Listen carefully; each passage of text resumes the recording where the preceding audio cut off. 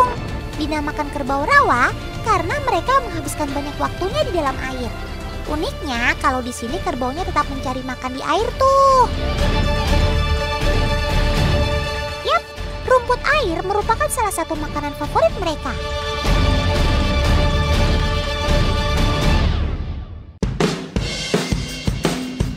Setiap pagi, kerbau diangon oleh paman-paman ini untuk mencari makan. Karena stok rumput sedang melimpah, lokasi angon kerbaunya juga tidak jauh dari kandang. Hanya saja karena kondisi rawa yang berair, paman-paman ini tetap harus menggunakan perahu untuk mengawasinya.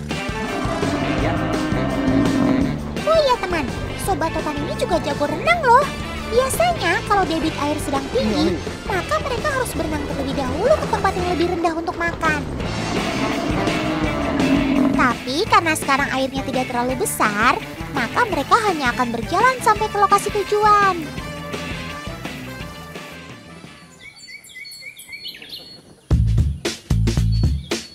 Sebelum kerbau diangon, biasanya paman-paman ini akan memisahkan kerbaunya terlebih dahulu. Kerbau yang sedang hamil dan anakan kerbau akan dipisahkan dan tidak diperbolehkan untuk mencari makan di luar kandang. Kenapa? Karena sangat beresiko menyebabkan keguguran hingga kematian. Terutama bagi anak-anak kerbau yang berumur di bawah 3 bulan. Mereka beresiko tenggelam dan juga hilang saat di perjalanan.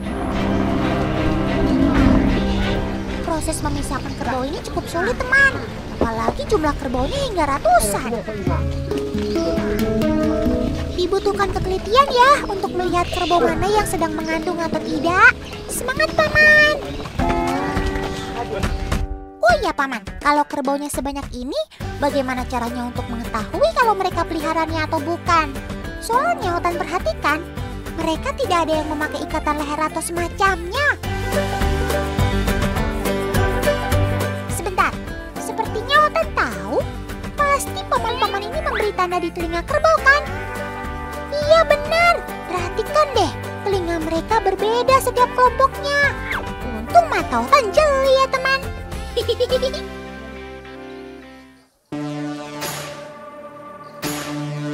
Di sini kerbau dirawat secara berkelompok. Satu kelompok jumlahnya ratusan ekor. Banyak banget kan? Gak heran kalau yang bertugas merawatnya sampai 10 orang. Mereka semua berbagi tugas dalam menjaga dan merawat kerbau-kerbau ini.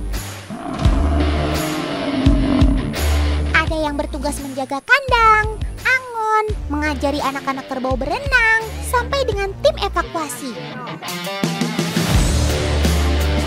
Wah, mengajari anak kerbau berenang? Otan baru dengar. Kasih tahu Otan dong paman, bagaimana cara mengajari anak kerbau untuk renang?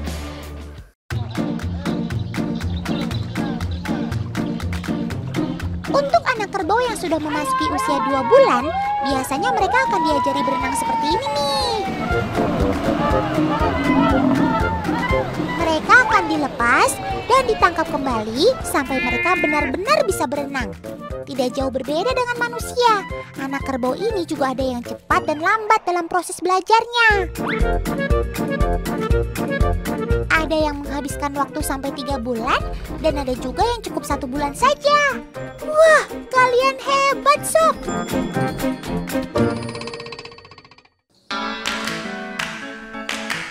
Kerbau rawa di sini sebenarnya sudah ada sejak zaman penjajahan Belanda. Awalnya kerbau di sini hanya ada ratusan ekor, tapi sekarang kalau ditotal mungkin sudah ada ribuan, bahkan puluhan ribu ekor kerbau di sekitar Tulang Bawang. Memang untuk ukuran, kerbau rawa ini lebih kecil dibandingkan kerbau darat. Hal ini disebabkan makanannya mengandung banyak air, sehingga membuat badan kerbau tidak bisa besar secara maksimal.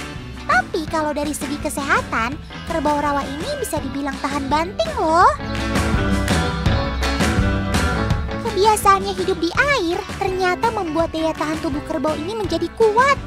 Kenapa? Karena hampir sepanjang hari mereka menghabiskan waktu untuk makan dan berendam di air. Tidak hanya itu, mengkonsumsi rumput air juga ternyata dapat membantu mengontrol suhu tubuh kerbau. Pantes aja kamu lahap sob. Ternyata walaupun cuacanya panas, tapi suhu tubuh kamu tetap terjaga ya kalau sambil berendam gitu. Oh iya, kesehatan tubuh kerbau bisa terganggu akibat naik turunnya debit air di rawa. Jadi mereka selalu butuh air untuk hidup ya teman. Untuk harga jual kerbau rawa ini terbilang cukup tinggi loh. Usia 3-4 tahun harganya bisa mencapai 30 juta tuh. Tergantung berat dan juga fisiknya ya.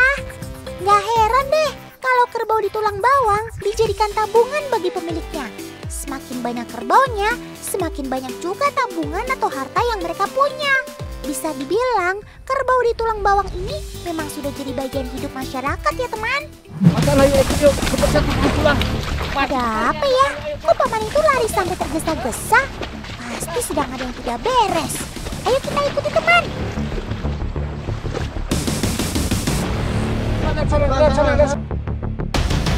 Oh, ternyata ada anak kerbau yang hilang dari kawanannya.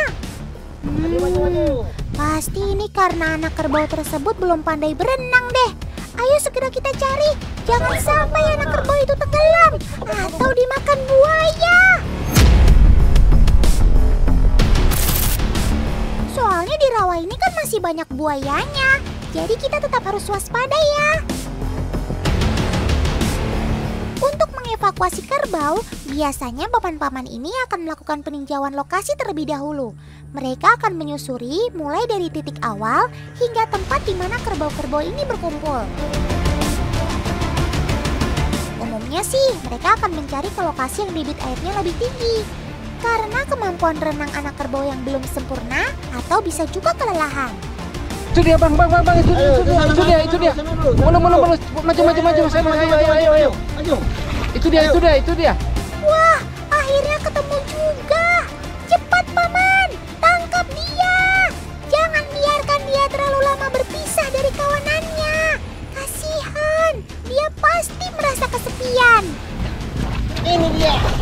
Lari.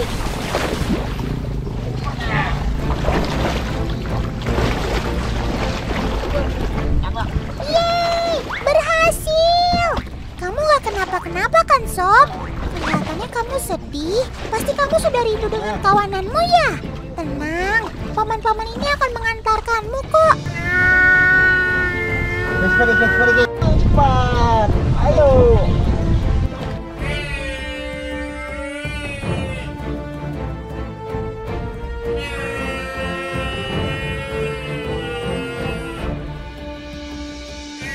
Itu dia, kawananmu sudah menunggu.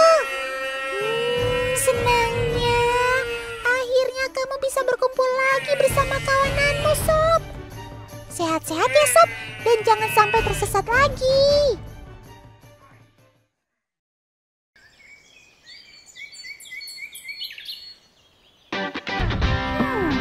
Waktu sudah mulai sore nih. Waktunya kita membantu paman untuk menggiring kerbau-kerbau ini masuk kandang. Kebetulan Kak Ayu dan Kak Ica diperbolehkan untuk membantu paman-paman tersebut tuh. Pasti seru banget ya Kak, menggembala kerbau menggunakan perahu seperti ini. Apalagi hewan yang digembalanya berjumlah ratusan ekor. Kira-kira mereka bisa nggak ya menggiring kerbau ini pulang ke kandang? Ayo Kak, semangat! Wah, kok formasinya jadi berantakan kayak gini sih? Duh, Kak, yang bener dong menggiringnya. Kasian kan paman-pamannya.